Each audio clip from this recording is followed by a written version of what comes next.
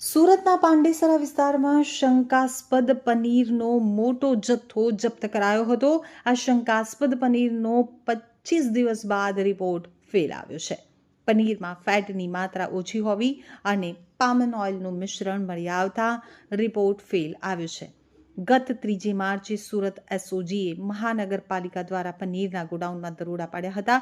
તે વખતે ગોડાઉનમાંથી 1401 કિલો પનીરનો જથ્થો જપ્ત કરાયો હતો। સુરતના પાંડેસરામાં ભેડભંજન સોસાયટીમાં પનીરના ગોડાઉનમાં પોલીસ અને મહાનગરપાલિકાના આરોગ્ય વિભાગ દ્વારા દરોડા પાડવામાં આવ્યા હતા। આ દરમિયાન 1401 કિલોગ્રામ શંકાસ્પદ પનીરનો મોટો જથ્થો જપ્ત કરવામાં આવ્યો હતો। આ ઉપરાંત પામોલીન તેલના 16 ડબ્બા જપ્ત કરવામાં આવ્યા હતા, જ્યારે 25 લાખની કિંમતની હાઈટેક મશીનરી પણ જપ્ત કરવામાં આવી છે। તંત્ર દ્વારા કુલ 28.44 લાખનો મુદ્દામાલ જપ્ત કરાયો હતો। આ દરોડા દરમિયાન પોલીસે આરોપી મહેશ શર્માની ધરપકડ કરી હતી। આ આરોપી છેલ્લા 2 વર્ષથી પામોલીનના તેલ અને એસિડિક એસિડના મિશ્રણથી રોજનું 40 કિલો એનાલોગ પનીર બનાવી અલગ અલગ ડેરીઓમાં વેચતો હતો। આ શંકાસ્પદ પનીરનો 25 દિવસ બાદ રિપોર્ટ ફેલ આવ્યો છે। પનીરમાં ફેટની માત્રા ઓછી હોવી અને પામન ઓઇલનું મિશ્રણ મળી આવતા રિપોર્ટ ફેલ આવ્યો છે। સમગ્ર મામલે સંસ્થાના માલિક વિરુદ્ધ ફૂડ એક્ટ હેઠળ કાર્યવાહી કરવામાં આવશે।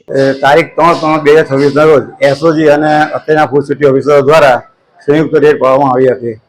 આપણે ભીડભંજન નગરની સોસાયટી પાંડેસરા ખાતે આવેલ અમૃત મિલ્ક એન્ડ મિલ્ક પ્રોડક્ટ સંસ્થામાં સંયુક્ત કામગીરી કરતા ત્યાં પનીરનો જથ્થો માલમ પડેલ, શંકાસ્પદ પનીરનો જથ્થો માલમ પડેલ, જેથી અત્યારના ઇન્સ્પેક્ટર દ્વારા પનીરનો નમૂનો લેવામાં આવેલ। એ નમૂનો કઈ રીતે પૃથ્થક કરવામાં શું આવ્યું? એ નમૂનો સબ સ્ટાન્ડર્ડ જાહેર હોય, જેમાં ફેટનું પ્રમાણ ઓછું હતું, BRDનું પ્રમાણ ઓછું હતું અને વેજ ઓઇલનો સમાવેશ હોવાને કારણે સબ સ્ટાન્ડર્ડ જાહેર કરેલો। કેટલા કિલો શંકાસ્પદ પનીર ઝડપાયું હતું? આશરે 1400 કિલો જેવું શંકાસ્પદ પનીર ઝડપાયેલું હતું। એને અત્યારથી સીઝ કરવામાં આવેલો હતો। આગળની કઈ રીતે કાર્યવાહી કરવામાં આવશે? FSSAના રૂલ્સ એન્ડ રેગ્યુલેશન મુજબ એની પર કાર્યવાહી કરવામાં આવશે।